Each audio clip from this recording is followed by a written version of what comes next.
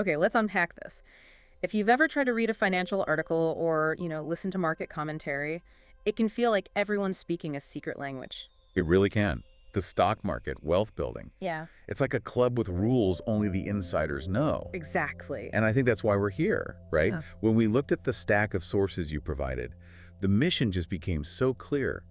We have to translate that language. Yes. We need to establish the foundational mechanics of how the market works, and maybe even more importantly, explain why sitting on the sidelines just isn't an option anymore if you want to build real financial security. Absolutely. So our promise today is to just take the complexity out of it all using some really targeted everyday analogies. Yeah, that's the goal. We're going to figure out what a stock really is, understand ownership through the pizza analogy. We're also going to tackle the silent thief that's eroding your savings right now. And we'll show you how easy it is to start building. I mean, Yeah. with less than $100, Yeah. using something we're calling the Lego analogy. It's all about making it fast, actionable, and easy to grasp so you can finally move past that feeling of being overwhelmed. Right. Let's dive in. Let's start with the absolute foundation, the market itself. So how should we visualize it? The sources define it as a digital marketplace. It's the central place where the world's biggest businesses go to find capital. And where people like you go to buy and sell ownership in them. Yeah. Think of it like a giant global farmer's market. Yeah. It's always open, always bustling, but the stands aren't selling, vegetables. Right. The stands are huge companies, Apple, Google, Tesla, and they're all selling little pieces of their business. And the really interesting part, the thing that makes it different from a regular store is that the prices are changing constantly. Instantly. Yeah, instantly. Like if a farmer runs out of the best kale, the price for what's left might jump because everyone wants it. That same supply and demand thing happens digitally every second. Which brings us to what's actually being sold. The stock, or the share. And our sources simplify this so well. A stock is just a tiny piece of a company's ownership. So when you buy one, you're a literal part owner, Yeah. a shareholder. Exactly. No matter how small the piece is. And that's the pizza analogy, right? That's the one. The whole piece is the company. Yeah. Its total value, its potential. Your share is just one slice. Okay, so you might only own a small fraction. But if that pizza shop becomes the most popular restaurant in the world, the value of your slice goes way, way up. You benefit directly. Which leads to the question I think a lot of people have.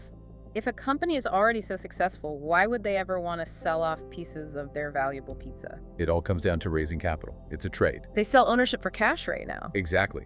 And the key thing is, there's no repayment, no interest. They just share future success with you. They get the money they need to build new factories, innovate faster, whatever it is. I like the baker analogy from the sources. A baker wants to open a second shop, needs $50,000 for an oven now. Right. So she asks a friend, or thousands of investors, for that money in exchange for a piece of the future profits. The investors fund the idea, the baker expands twice as fast, and then everyone who chipped in gets a return on that growth. And that simple exchange is the engine of the entire market. That perfectly frames the structure. But now we have to get into the why it matters. I mean, why is it so dangerous to just keep all your money in a savings account? Because your money has to be working for you. That's what investing is. It's the act of buying an asset with the expectation that it'll generate more money for you down the road. You're putting your money to work. You're making a commitment to your future self. I always think of it like planting a seed. You can eat the seed today, spend the money, and it's gone. Right. But if you plant it, it can grow into a tree that gives you fruit for years. It's building wealth for you while you're sleeping or doing literally anything else. And the need to do that is, well, it's actually pretty urgent because of what our sources call the silent thief. Inflation. Inflation. Okay, I've heard it called that, which sounds dramatic. What is that thief actually stealing from us? It's stealing the value of your money. Inflation is just the rate at which prices for everything, gas, groceries, rent go up. So when prices rise, every dollar I have buys less stuff. Exactly. It's insidious because it happens so slowly you barely notice it day to day. Yeah, the data is pretty shocking. That candy bar that was, 10 cents in 1970 now costs $2. And the candy hasn't changed. Your dollar just got a lot weaker. So you have to find a way to make your money grow faster than that rate of inflation, which is usually around 2 or 3% a year. And that's a big difference between saving and investing. It's the critical distinction. Saving is for storing wealth. It's safe, you need it for emergencies, but it will almost never keep up with inflation. But investing? Investing is for building wealth. It gives your money a fighting chance to outpace that silent thief and actually grow.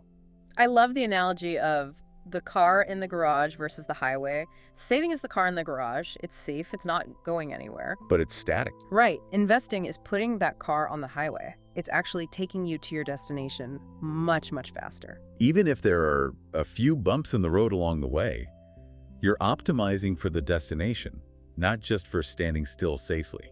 So once we're convinced we need to get on the highway, how do we actually merge into traffic? What's that very first step? You need your market access, Yeah. your passport, as the sources put it. And you can't just use your regular bank account for this. No, you need a specific tool called a brokerage account. This is your gateway. It's what lets you actually buy and sell stocks, bonds, all of it. It's the passport to stock market country. It connects your bank to the market itself. And there are tons of companies that offer this. Robinhood, E-Trade, Vanguard are some of the big ones. And once you're in, you'll see the share price for every company.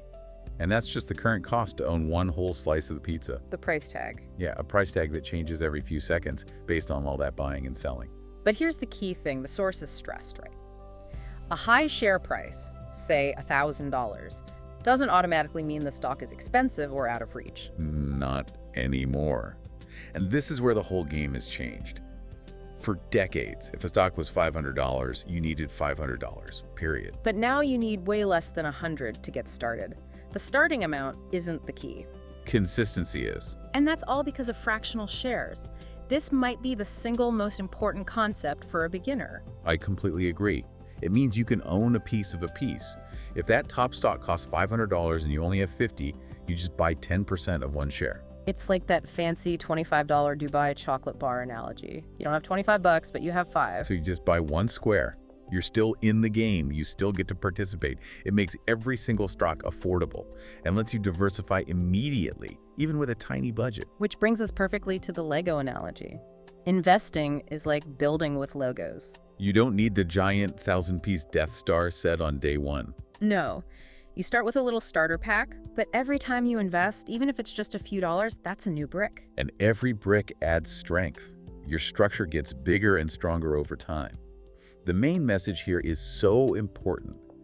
There is no entry fee to building wealth. Starting small and being consistent is so much better than waiting for some big lump sum of cash that might never come. And that consistency is also your best defense against short-term market swings.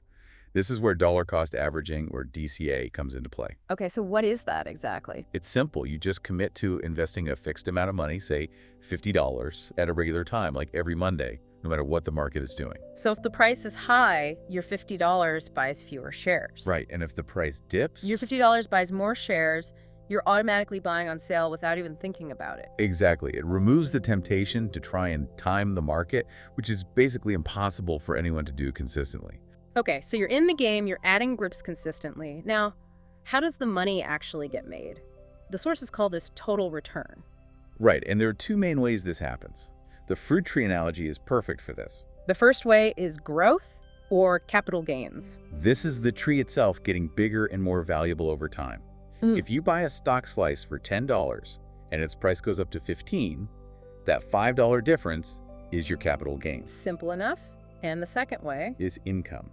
This is like picking the fruit the tree produces every season. It's called dividends. So these are actual cash payments the company sends you. Yep, straight from their profits right into your account. You can take the cash, or you can use it to buy more shares of the company. And when you do that, when you reinvest them, you unlock your monies. It's ultimate superpower. Compound interest. Earning returns not just on your original money, but on the returns you've already made. It's wealth creation on autopilot. This is the financial snowball effect. Absolutely. You start with a small snowball, your first investment, and you roll it down a very long hill, which is time. And every monthly investment is like adding more snow to the ball. Right. And because of compounding, it doesn't just get bigger, it gets bigger faster and faster. Yeah. The longer the hill, the more time you have, the less effort you have to put in later on, because the snowball is doing most of the work for you. And since we don't want to bet everything on just one snowball, we need to diversify. Which brings us to ETFs, or exchange-traded funds. The strategy here is so simple. Instead of betting on one player to win the game, you buy the whole all-star team. That's a great way to put it. An ETF is basically a pre-packaged bundle of stocks, sometimes dozens, sometimes hundreds. It lets you own a piece of many top companies in one single purchase. So if one company in the bundle has a bad year, it doesn't sink your whole portfolio? Not at all. It's just a tiny piece of the whole. The sources give some great examples of these, depending on your goal. Your foundational team, the core of your portfolio, would be something like an S&P 500 ETF. The ticker was SPYM. Right. And that lets you own a tiny slice of the 500 biggest U.S. companies. You're basically investing in the entire U.S. economy. But you could also have a different strategy, like SPYG for growth-focused companies. Yeah, these are companies that might not be making huge profits today, but the market thinks their future is incredibly bright. You're betting on innovation. Or you have tech-heavy ones like QQQM, which tracks the NASDAQ 100. The sources even got into specifics, like SOXQ, which they called the engine room. Which is fascinating. That one owns the companies that make semiconductor chips, the brains behind AI, electric cars, everything. Okay, and then there was this other category, the monthly payday duo, SPYI and QQQI. They use special strategies to pay out high income. What are they actually doing? So these funds typically use a strategy called a covered call. It's a bit technical, but they're basically renting out the stocks they own to other traders for a fee. And that fee they collect is what they pay out to us as a dividend. Exactly. It creates a really consistent cash flow, but there's a trade-off. It's important to know this. It often limits your big-time growth potential. So more income now, but maybe less of a huge price jump later. Precisely. It's a strategic choice. Understanding all these different funds and companies helps with the giant grocery store analogy. The whole market is the store, and each sector is an aisle. Right. There are 11 main aisles, and they all behave differently. Technology is the innovation aisle. It's all about future growth. Healthcare is the essential aisle. People always need medicine, so it tends to be more stable no matter what the economy is doing. And then you have financials, the money aisle, banks, insurance companies. They tend to do really well when interest rates are high. Knowing that helps you understand the forces that are moving your investments around. Okay, let's pivot. Let's talk about the big one, the thing that holds people back. Risk and volatility. Yeah, the weather conditions on the highway. You have to understand them. Risk is, as the sources say, the price of admission to the wealth show. It's just the chance that your return will be different from what you expected. But the solution isn't to avoid it. It's to manage it. And like we said, buying a diversified ETF is your #1 risk management tool. You can think of it on a spectrum. Low risk is a slow escalator, safe, steady, but it's not taking you to the moon. And high risk is the rocket ship. You can see massive gains, but it's a very bumpy, very unpredictable ride. Think one single volatile stock or crypto. The key is just to know where you're comfortable and to only invest money you won't need for at least 5 or 10 years. And what about volatility? Those up and down swings that can be so scary to watch. People misunderstand that. Those swings are normal. And for a long-term investor, they are actually opportunities. They let you buy more shares at a discount. It's a gift, not a curse. It really is. And this is where the roller coaster analogy is so important. You only get hurt on a roller coaster if you panic and jump off in the middle of the ride. Your safety bar is your long-term plan. Just stay seated. And if watching the daily ups and downs makes you anxious, then just don't watch. Check your account once a month, once a quarter. Let your plan do the work. So what does this all mean? We started out talking about how overwhelming this all feels. But after this deep dive, the big lessons seem pretty straightforward. They really are. A stock is a piece of ownership. Inflation means you have to act. And tools like fractional shares and ETFs make starting easy and affordable for absolutely everyone. It's not about how much money you start with. It's about starting that consistent habit and letting compounding do its magic over the long term. If we connect all of this to the bigger picture, it really comes back to that financial snowball rolling down the hill. The sources just kept hammering home the power of time over the initial amount of money. Which leads to the final thought we want to leave you with. Think about this. How much sooner could your money start working for you? How much shorter does that journey to financial freedom become if you just plant that first seed today and leverage that incredible exponential growth over not just years, but decades? Well, the cost of waiting is so much higher than the cost of starting small. In the last 5 decades, the market has been positive nearly 80% of the time, with an average annual return of 11.7%. The long-term story is always the same: growth. If you're playing the long game, you're already winning. Hit that follow button for more ways to master the market. Peace, blessings, financial freedom.